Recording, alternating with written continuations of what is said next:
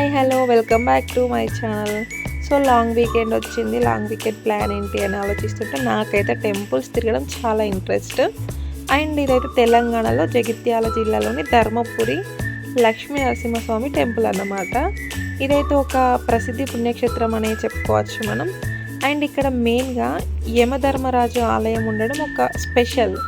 And అక్కడ ఏంటి అంటే ఫస్ట్ యముడిని దర్శించుకున్నాకనే మనం నరసింహస్వామిని అయితే దర్శించుకోవాలని ఒక ఆనవాయితీ. అండ్ యోగా నరసింహస్వామి, ఉగ్ర నరసింహస్వామి అనే రూపాలతో పాటు పురాతన నూతన ఆలయాలు అండ్ రాములవారి టెంపుల్ అయితే ఉన్నాయి ఇక్కడ.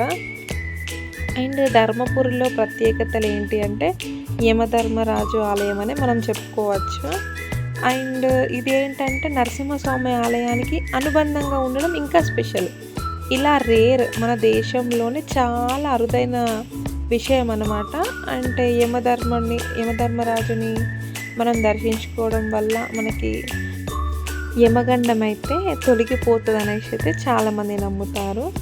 అండ్ మనం ధర్మపురికి వచ్చి గోదావరి అండ్ కోనేరు చూడండి అస్సలు వెళ్ళకూడదు. పుష్కరాలు ఐడియా ఉంది కదా, కాళేశ్వరంలో ఎలా జరుగుతాయో ధర్మపురిలో కూడా అలానే జరుగుతాయి. ఇక్కడ దాకా వచ్చి వాటిని అయితే అస్సలు మిస్ చేసుకోకూడదు. అండ్ అక్కడికి వెళ్ళి చాలామంది వాటర్ కూడా తీసుకెళ్తారు అక్కడ గోదావరిలో. సో ఇక్కడ దాకా వచ్చినాక అక్కడికి వెళ్ళకుండా ఉండడం అయితే అది మన డ్రాబ్యాక్ అవుతుంది. ఎక్కడ లేని విధంగా యమధర్మరాజు ఆలయం ఉంది కదా, అదే స్పెషల్ కదా. అండ్ ఇక్కడ పూజలు చేస్తే పాపాలు నరక బాధలు అయితే ఖచ్చితంగా తొలగుతాయని అయితే చెప్తారు. అండ్ ఇక్కడ ఉండే గోదావరిలో మనమైతే స్నానం చేసి దర్శించుకుంటే చాలా అంటే చాలా మంచి ఫలితాలు అయితే ఖచ్చితంగా ఉంటాయి. ఇలాంటి టెంపుల్ వీడియోస్ కోసం అయితే నా ఛానల్ని సబ్స్క్రైబ్ చేయండి. Thank you for watching.